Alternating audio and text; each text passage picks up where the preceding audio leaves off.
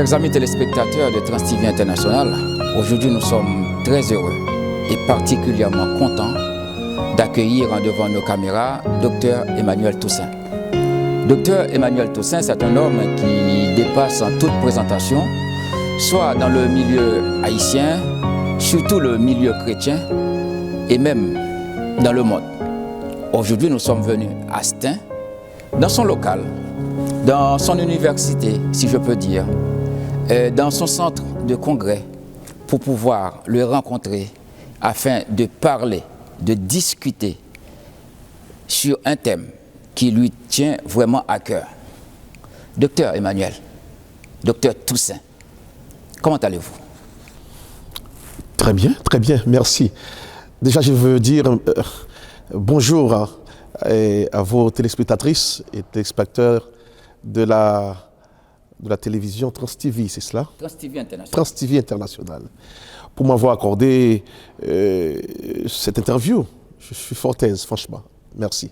D'accord. Bon, d'une façon fortuite, docteur Toussaint, si je vous demande de bien vouloir me parler d'Emmanuel, qu'est-ce que ça veut dire pour vous? Oh, Emmanuel est un prénom trouvé dans les annales antiques. Et c'est vrai, c'est un nom qui m'a été prêté par mes parents. Et c'est vrai que ça a une grande signification pour dire, en tout cas, Dieu est avec nous. C'est cela, Emmanuel. Mais il y a un nom qui est ajouté à cela, c'est Toussaint. C'est toujours Emmanuel Toussaint. D'accord. Mais je pense que M. Toussaint peut nous dire également quel est le parcours d'Emmanuel. C'était un enfant né à Petit-Goâve, ça vous devez le savoir parce que vous avez fait des recherches. Vous venez de l'Ouest. De l'Ouest, justement. Ah bon, très bien. Comme chez Esther. Comme chez Esther aussi, de Petit-Goâve, justement. Petit-Goâve. Et donc là, on a grandi dans une belle famille. Ma mère était femme de prédicante méthodiste et mon père était plutôt, en tout cas, dans les affaires du pays. Voilà. J'ai grandi donc là-bas. Je suis arrivé ici à 19 ans et demi pour des études agronomiques. Et puis bon, voilà, il y avait caché dans le cœur un appel aussi. Donc on a privilégié plutôt l'appel qui était sur nous pour pouvoir servir et puis aussi parler, enseigner, apprendre et puis se porter au service, en tout cas, du peuple chrétien, grosso modo, mais aussi du peuple haïtien en particulier. Si on peut parler d'une façon globale de l'actualité, nous savons aujourd'hui il y a un virus qui fait tache d'huile partout dans le monde, le monde entier. Voilà. Alors, qu'est-ce que ça veut dire pour vous? Écoutez, c'est une épidémie. Ce n'est pas encore une pandémie. Et je vois que le gouvernement français, en particulier, puisque nous sommes ici, fait de son mieux pour pouvoir réguler les choses, faire en sorte qu'il n'y ait pas donc de grands rassemblements, faire aussi en sorte que on se rassemble moins pour pouvoir endiguer les choses. Mais c'est quand même un virus et les avis scientifiques nous donnent donc de croire à cela et de se laver les mains, mais aussi donc d'appliquer beaucoup de prudence. C'est un peu cela. Cela n'a-t-il pas une incidence directe sur les activités de l'Église? Écoutez, oui. Ok. Les rassemblements, nous sommes les premiers, pas les premiers, il y a le secteur économique aussi du pays qui est concerné, le secteur vital même de la vie ambiante est concerné. Mais nous autres, comme c'est notre secteur à nous, c'est vrai qu'on commence par réfléchir beaucoup, comment faire en sorte que, surtout dans ce centre, on reçoit beaucoup de monde, 3000 personnes parfois le dimanche, comment faire pour pouvoir au moins donner un culte donc, par salle à la hauteur de 100 personnes. C'est difficile. D'accord. Croire est possible. Mais qu'est-ce que ça veut dire pour vous? Qu'est-ce que croire déjà? Ah oui. Croire est une immensité. L'on peut perdre donc ses pédales. L'on peut ne plus croire en soi-même. On peut perdre l'équilibre. On peut vivre donc avec beaucoup de cafards même. C'est difficile, n'est-ce pas, à croire. C'est lorsque l'on se dit, est-ce que l'avenir a un sens? Et c'est seulement croire qui est une réponse. Et Dieu sait, lorsqu'on dit que croire est possible, c'est pour booster ceux qui nous écoutent, ceux qui viendront bien sûr à ce congrès. Je crois que c'est le même thème qui est choisi pour le congrès, le 21e congrès mondial chrétien, qui va de toute façon avoir lieu. Ces 3 jours durant jusqu'au dimanche prochain. Nous serons ici pour cela. Mais c'est vrai que nous mettons l'accent là-dessus pour que l'on ne perde pas espoir, pour que l'on ne cesse pas de cultiver l'espérance, mais pour que l'on se dise qu'il n'y a pas de fait. Parce que croire nous donne donc d'entrer dans une immensité, dans une infinie grandeur. Et c'est la réponse qui est donnée. On ne va pas justement prêcher alors que nous sommes là. Il y aura beaucoup de prédications là-dessus, mais il y aura bien sûr des quêtes, des recherches sur ce thème. Mais c'est vrai, c'est une main que nous avons, chacun, qui est placée auprès de nous pour nous permettre, n'est-ce pas, de devenir ce pourquoi nous étions venus en vie. Si on ne croit pas, on ne peut pas être au timum, au but de sa vie. Bon, croire déjà, quand vous parlez croire en soi, croire également dans les autres, mais est-ce que croire n'est-il pas une faiblesse? Oui et non. Comment vous êtes? Ok, oui, par exemple. Oui, parce que l'on peut se situer dans un état de besoin, de désir. Et lorsqu'on se trouve là, il faudra absolument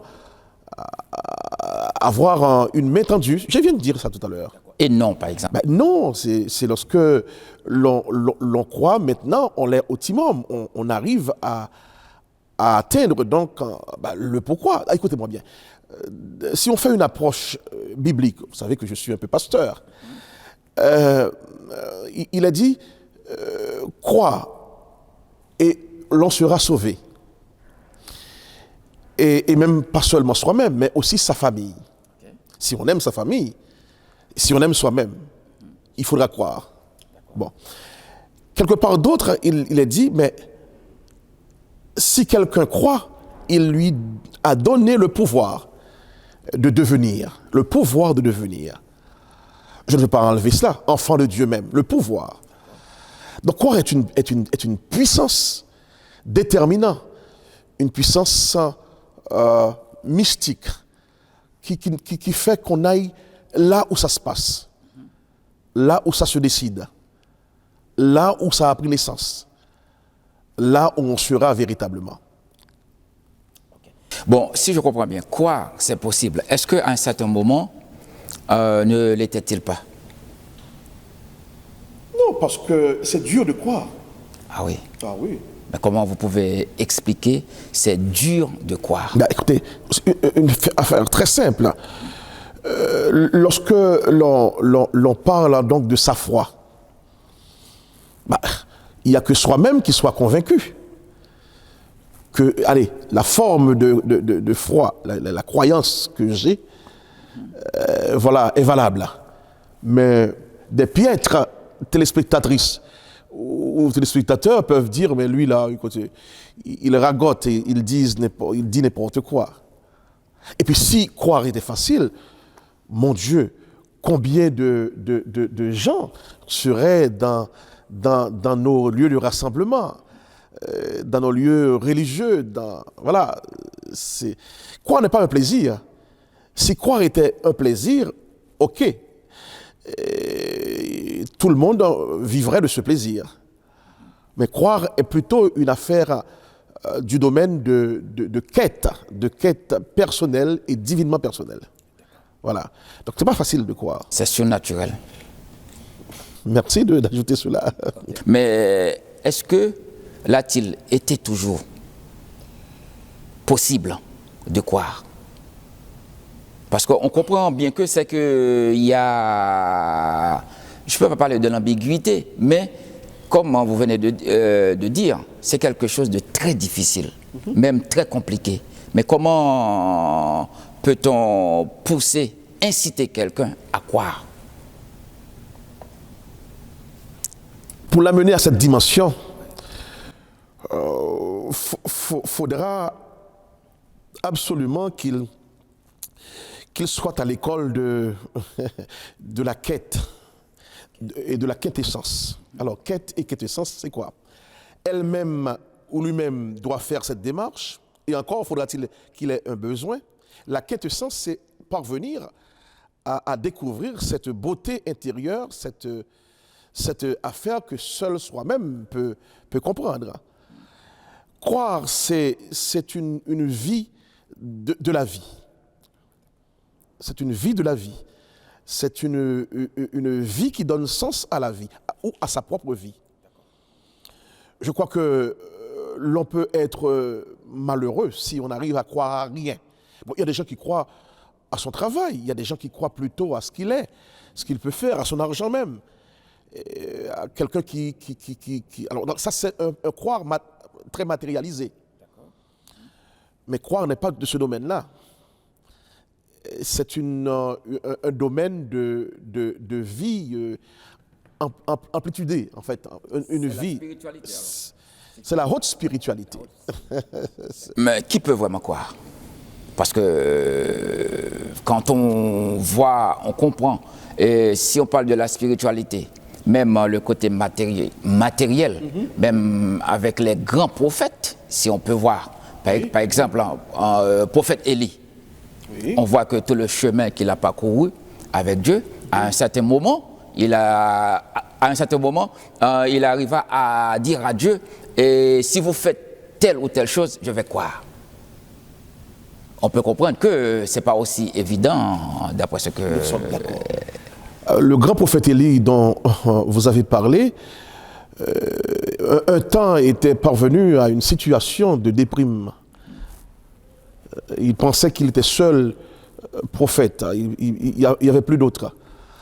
Il a fallu la consolation, la cure de son Dieu pour lui dire, mais non, il me réserve encore plus de 7000 prophètes qui ne sont pas encore fléchis les genoux devant Baal. Bon, bref, c'est le côté spirituel. Mais qui peut croire? C'est la question de chaque vie. C'est la question de chaque personne. Je dois croire. Et je crois que dans les temps anciens, je crois c'est à partir de 327, le concile de Nicée, ils ont fixé donc le credo chrétien. Je crois, mais je crois en quoi? En Dieu. Et puis tout le reste. Je crois en Jésus-Christ, et puis il détermine que c'est le Fils de Dieu.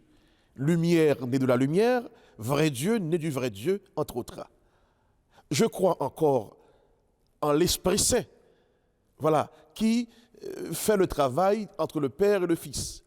Vous comprenez? Donc, dire que je crois comme credo, c'est trouver en quoi on croit. Croire, c'est aussi croître. On ne peut croire sans croître.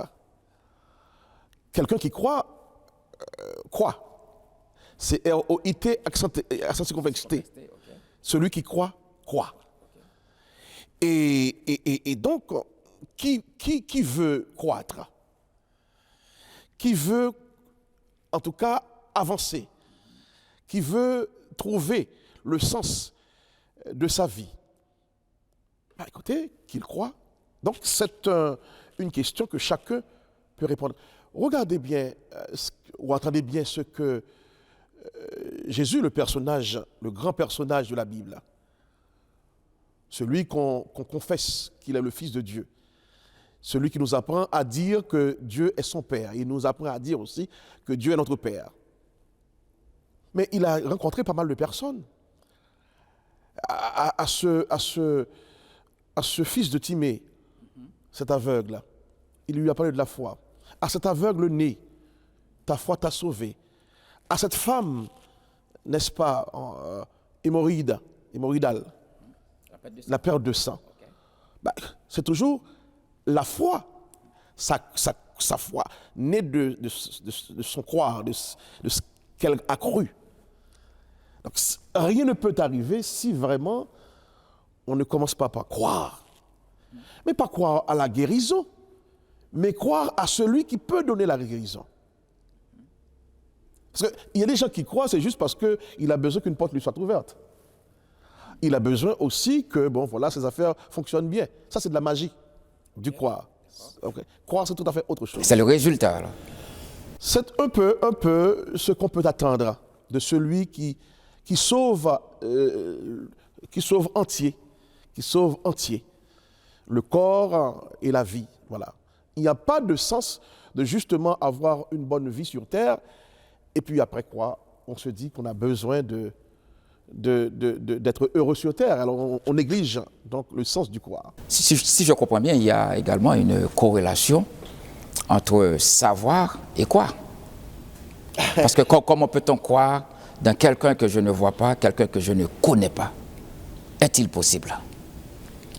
Non, croire n'est pas savoir. C'est quoi la différence? Ah, la différence, c'est que savoir, c'est se dire connaître et tout connaître. Savoir, c'est peut-être limité, c'est limitatif. On peut savoir sur une discipline, on peut avoir une spécialité. Là, c'est le savoir. Mais notre vieil apôtre a dit, mais on connaît en partie. De toute façon, quel que soit celui qui sait, il sait en partie. Voilà. Mais croire est d'une dimension où il se remet, où la personne se remet, où entre en corrélation.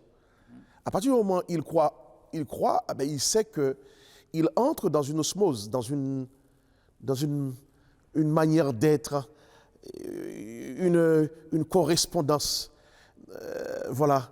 Il entre dans une correspondance. Je crois en toi, c'est formidable. Croire en Dieu, c'est pas se remettre à Dieu, mais c'est faire de lui son Dieu.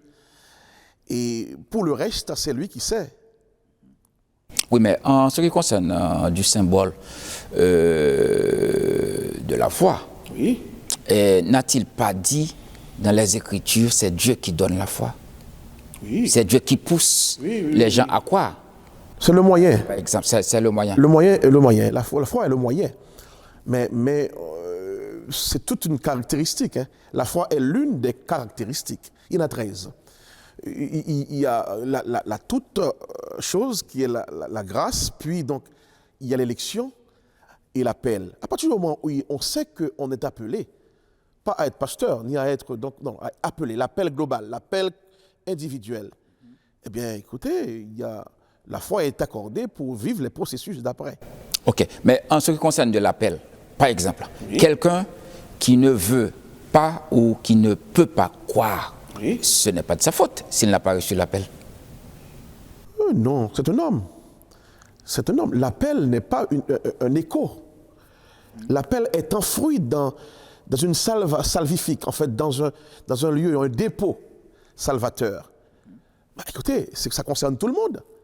C'est sûr que cette personne va trouver une personne sur son chemin pour lui parler, en fait, pour lui demander d'agir sur sa propre vie, pour croire, n'est-ce pas? Je pense que c'est la même chose que vous venez de dire, parce qu'au niveau de ma question, est-ce que croire est-il une démarche personnelle, si je comprends bien?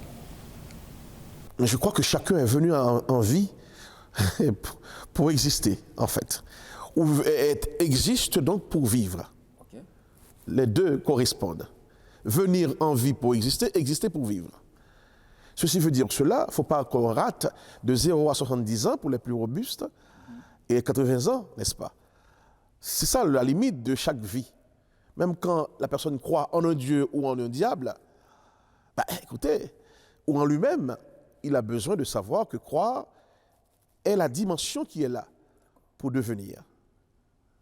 La dimension, de quoi s'agit-il? Déjà, c'est quoi comme dimension? c'est ne pas rater son objectif final. C'est de ne pas rater son voyage sur Terre, sa venue. C'est de ne pas rater son existence. C'est de ne pas rater aussi sa vie. Comment réussir sa vie? Ah oui, par c'est exemple. ça. Oui. C'est de croire. C'est de quoi? Oui, oui, oui. Ok. Cela veut dire tout est possible. D'accord. Si je comprends bien la façon Même dont... pour quelqu'un qui ne veut pas croire, c'est possible. D'accord. C'est une croyance de ne pas pouvoir croire. C'est une croyance de croire. Bon, comme vous avez parlé tout à l'heure, c'est que quelqu'un, vous parlez de croître, de croissance. Si je comprends bien, quelqu'un qui ne croit pas, même en lui, même en rien, c'est une personne rachitique, peut-on dire. Diminuer. C'est juste donc une personne pas tellement humanisée, qui est restée dans son état adamique, c'est-à-dire un état où il a perdu son but alors. Son but, oui. Comme nous venons de le dire, c'est que juste pour faire une synthèse, si je peux le dire, croire, Oui. est-il facile, vraiment? Difficile. Il y a un texte que nous essayons d'exploiter pendant ce congrès. C'est la démarche du jeune homme riche. Les trois évangiles dits synoptiques, les trois évangiles, Marc, Luc et Matthieu. Et eux-mêmes décrivent donc ce jeune homme. Donc ce jeune homme, de Marc 10, c'était un riche, fort riche. Et un jour comme ça, il est venu à genoux trouver un homme qu'il considérait comme son maître. Et là donc, déjà pour dire que c'est son maître, c'est-à-dire que tous les maîtres d'avant n'étaient que des piètres maîtres, il avait besoin de ce maître-là pour lui prodiguer quelques bons conseils. Et apparemment, le conseil, c'était: que puis-je faire avec tout ce que j'ai, mais que puis-je faire maintenant pour avoir la véritable vie? C'était la démarche de ce monsieur. Et lorsqu'on lit tout ce texte de 10 à 27, Marc 10, 27, l'on découvre pas mal de choses. On découvre donc que l'on doit avoir un esprit ouvert. Croire, c'est d'avoir un esprit ouvert. Okay. Ne pas être buté, ne pas être obtus, fermé sur soi-même, à dire les pensées qu'on avait, ce sont ces pensées qui sont toujours les pensées ancestrales. Bon, bref, il y a des gens qui sont butés là-dessus. Et donc, là-dedans aussi, il y a un rappel des commandements. Ici, il y a des commandements. On ne vit pas comme on veut. Il y a des commandements. Dans ce pays, il y a des commandements. Il y a des règles. Il y a des règles. Sur chaque vie, il y a des règles. Il y a un temps qui est donné pour vivre, il y a un temps pour mourir. C'est tout. Donc, écoutez, il faut bien comprendre cela. Et en fin de compte, il a été question, ce jeune homme n'avait pas compris cet enseignement. Il s'est tourné le dos. Mais, oui, mais c'était la dimension que vous avez parlé. Ben oui, il a vu les choses autrement. D'une façon matérielle. Oui. C'était de la matière. C'est vrai. Mais l'interlocuteur lui parlait quand même d'une autre dimension spirituelle. Et il s'est tourné le dos, comme tout le monde peut faire ça aujourd'hui. Et c'est après, donc, se tournant vers ses disciples, le maître a délivré un message terrible. Il est plus facile à un chameau de passer par le trou d'une aiguille. Vous vous rendez compte? Un chameau. Et très souvent, on peut comprendre. Donc, le chameau, c'est une grande bête, un dromadaire. C'est une grande bête, mais très haute. Très haut, pardon. Et à partir de cela, pour passer, pour laisser, n'est-ce pas, le chameau prendre en place avant quelqu'un qui n'a pas fait la démarche de croire, c'est difficile. Et la vie éternelle, encore une autre dimension, la vie qu'il a demandé, c'est une vie au centuple. Au centuple. Donc, chacun a une vie au centuple. Chacun a une vie au centuple. Mon interlocuteur qui est là, les téléspectatrices et les téléspectateurs de Trans TV International, aussi chaque téléspectatrice et téléspectateur, chaque vaut 100 vies. Mais c'est faut croire pour cela. Quand on parlait de démarche, il a fait la démarche. Mais est-ce que n'avait-il pas besoin quelqu'un pour lui expliquer, parce que lui, il était dans sa dimension humaine, mais le maître lui parlait dans une autre dimension purement métaphysique. Comment peut-il comprendre? Est-ce sa faute déjà? On ne va pas toujours dire que c'est la faute de personne. Okay. Voilà, ce serait plus facile d'avoir cru. En tout cas, il a fait la démarche, c'est vrai. Il a trouvé le maître aussi. Bah, tout le reste, il a tourné le dos. Bon, tout ça, ce sont des leçons. Voilà. Donc, sans faire morale, il ne faut pas qu'on se tourne le dos hein, de ce qui est bon. Croire, c'est bon. D'accord. Alors, si je comprends bien, c'est que c'est difficile de croire, mais croire est possible. À croire est possible. Écoutez, et là, je vais en tout cas être pasteur. C'est Dieu qui peut rendre que quelqu'un croit. Oui. Aux hommes, même quand on prêche beaucoup, les gens peuvent rester toujours les mêmes. Mais c'est une très grande problématique. Ah, ben c'est sûr. Tout autant que cette personne ne croit pas encore, c'est que Dieu n'a pas encore touché. Touché, oui, le niveau. Le niveau. Mais parfois, il faut aller à la racine. Mais c'est Dieu qui fait le travail. C'est Dieu. C'est toujours impossible, mais à Dieu, c'est possible. D'accord. Mais revenons à ce jeune homme. C'est que, si je comprends bien, à un certain moment, c'était lui qui disait, dès son enfance, oui. il connaissait la loi. Il connaissait la loi. La loi mosaïque. Oui. Oh, pas toute la loi. Jésus a fait le travail de rappeler, donc deux. Hein. Tu connais les commandements. Mais il faut bien savoir que les Juifs, il était juif, ce monsieur. Il a dit oui, Jean, donc il a honoré ses parents, tout ça. Mais je pense que c'était pas vrai, tout ça.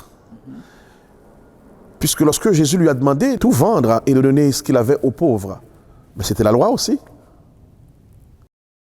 C'était la loi. Parce que d'ailleurs, sa démarche était de croire pour avoir une vie. Est-ce que vous pensez qu'on a besoin de tout ce tralala, ces casseroles, par rapport à ce qu'il a demandé, par rapport à la vie qu'il a demandé? Voilà. Sur ce point-là, on a compris que, oui, ce jeune homme, comme vous avez bien dit, n'avait pas trop bien compris. Comme nous autres aussi, nous ne pouvons ne pas trop bien comprendre. Ok, mais docteur, il y a une chose aussi, c'est que du côté pragmatique, on va comprendre que ce jeune homme n'était pas aussi insensé parce que il avait compris qu'il était jeune. Si on comprend, le jeune homme de vendre tout, je comprends bien, T-O-U-T, oui. De vendre tout et distribuer l'argent aux pauvres, il avait peur du lendemain, je pense. Oui, ça c'est l'anthropologie de la chose. C'est l'humain. Mais moi je soupçonne ce monsieur de sa richesse. Comment quelqu'un est jeune est-il devenu si riche? Un. Deuxièmement, est-ce c'était un héritier? On ne sait pas. Voilà. Mais je sais que lorsque l'on doit quand même faire la vente pour en avoir plus. C'est la loi de l'échange. Vendre pour posséder plus. C'était cela. Et puis lorsqu'on a suffisamment, on n'a pas besoin de ne pas donner aux autres. Bon, de toute façon, au fur et à mesure qu'on on espère en avoir beaucoup plus. Hein. Bon. Ça, c'est humain, comme vous avez dit tout à l'heure. Mais par contre, croire, est-il une fin en soi? Non, c'est une ouverture. C'est une ouverture. Ok. Une ouverture vers l'altérité, vers l'espérance, vers ce que nous appelons la grâce ou le bonheur. C'est cela. Quoi nous permet donc de regarder en face ces attitudes sacrées. Pour être émancipé, grandir, il faut croire. Il faut croire. Alors, est-ce que si vous pouvez faire une synthèse pour que nos amis téléspectateurs, nos amies téléspectatrices qui nous regardent partout dans le monde puissent bien saisir tout ce que vous avez dit.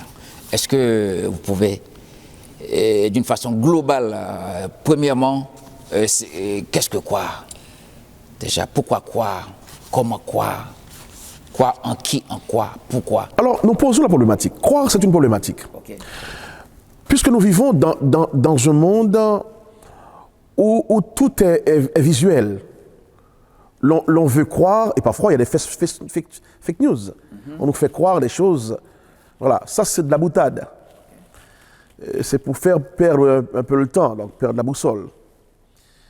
Mais croire, c'est vrai, c'est une problématique encore, lorsque dans cette foulée, dans cette fournaise humaine, l'on ne voit pas le nord. L'on considère que, bon, allez, au nord, ça se passe comme ça, au sud aussi, l'est, l'ouest. Croire, c'est une problématique. Maintenant, c'est une problématique vieille de... Comme le monde, alors. Comme le monde. Ok. Parce que, regardez, au tout début, c'était... Allez, c'est de croire. Le monde est devenu ce qu'il est devenu parce qu'on a cessé de croire. Problématique. Croire en un Dieu, croire que Dieu peut, croire qu'on peut être Dieu sans Dieu, croire qu'on peut vivre donc sans Dieu. Bref, c'est ça la problématique. Et ça fait qu'aujourd'hui, il y a beaucoup plus de fidèles dehors que dedans. En fait, beaucoup de gens qui ne croient pas, je ne les appelle pas des infidèles, mais des fidèles qui méritent de savoir qu'ils ont été créés, ils sont venus dans ce monde pour aussi ne pas rater leur vie, pour croire, en fait. Maintenant, la synthèse est que, puisqu'il n'y a que des problématiques, il va falloir connaître qu'est-ce que c'est que croire, franchement. Mais croire, c'est se dire, il me faut prendre une position.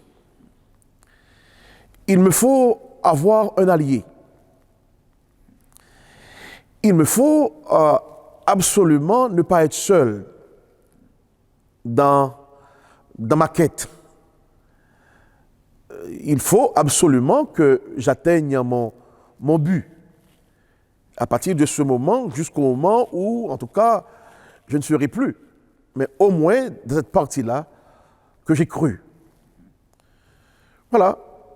Je propose, franchement, que, allez, au lieu de chercher à eu et à dia, hein, par-ci, par-là, des petites choses qui ne combleront jamais la dimension que croire peut donner. Il faudra bien, en tout cas, prendre son temps pour peser la lourdeur du croire et pour savoir enfin qu'est-ce que cela produira lorsqu'on croit. Voilà. Croire, c'est en fait avoir le salut. Ah ben, le salut, on ne sait pas qu'est-ce que c'est. Puisqu'il croit en mon nom, puisqu'il m'aime, je lui délivrerai, je lui donnerai de voir mon salut. Le salut, c'est quelque chose à voir. À partir du moment où on croit. Donc, c'est prévu qu'on voit le salut. Maintenant, il y a toutes les positions. La position de la grâce, la position de l'élection, la position donc de la foi, justement, la position donc de la repentance, et après donc la conversion, justement la conversion, qui est une affaire de changer de cap, de se dire que, ok, très bien, je suis humain, mais il y a en moi une partie du divin, la conversion. Puis donc, il y a la justification, il y a la régénération, et après quoi, donc, il y a l'adoption, la préservation, et puis en fait, la glorification. Nous ne sommes pas des gens fortuits, comme tu as dit, donc, vous avez dit, il y a d'un point à un autre point. Croire nous permet d'atteindre avec Dieu, et c'est possible. Vous les croyez, docteur? Qu'est-ce que vous en pensez, vous? Moi, je sais que si vous le croyez, vous verrez la gloire de Dieu. Ah bon, écoutez, c'est partagé. Chers amis et téléspectateurs de Trans TV International, franchement, c'était un très grand plaisir de rencontrer Dr Emmanuel Toussaint pour pouvoir développer un thème très compliqué, très difficile. Mais difficile n'est pas impossible. Et c'est la raison pour laquelle il a dit, il a bien choisi, croire, c'est possible. Et si tu crois, tu verras la gloire de Dieu. Si tu crois, tu seras sauvé, toi et ta famille. C'était un très grand plaisir, chers amis. C'était Lionel Portin pour Trans TV International. À la prochaine.